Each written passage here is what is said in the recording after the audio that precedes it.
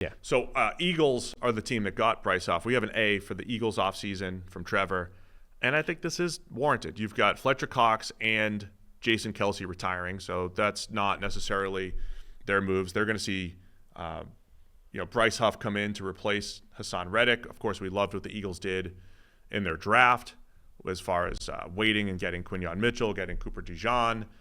What are your thoughts on this Eagles offseason? And another team where the most important things they did might have been the coaching moves. Oh, for sure. The last year, this time a year ago, they lost both coordinators, and it definitely felt like that had an impact probably on both sides of the ball last season. This offseason, they bring in Kellen Moore, who I think his sort of overall, like where he is exactly in the coaching pantheon is still a little bit fuzzy and a little bit open for debate. But at minimum, he's a perfectly good, capable offensive coach, right? Which wasn't necessarily the case a year ago.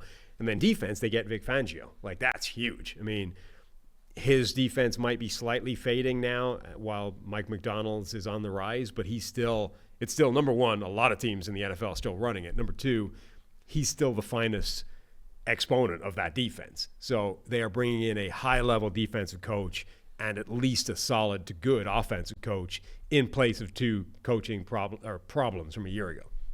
They did bring in Devin White. We'll see how that fits in to that system there. Devontae Parker too. I think a sneaky good wide receiver 3 option here. There was times when it was. That is now a fascinating linebacker room, by the way.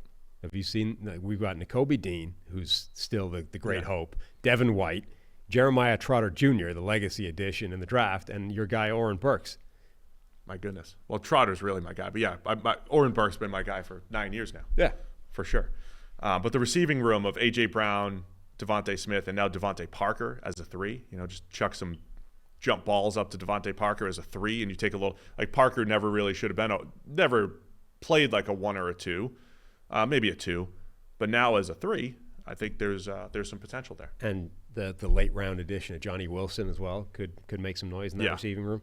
Just red zone options and size and difficult to cover options.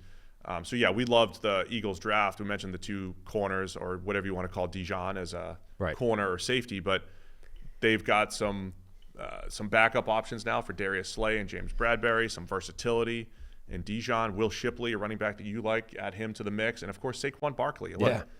Barkley, I know I've oversimplified in the past where you say, well, any running back's going to run well behind a good offensive line, but Barkley, I think, has never had good run blocking, never had a good situation. I think the best situation was when Daniel Jones was running a lot in 2022.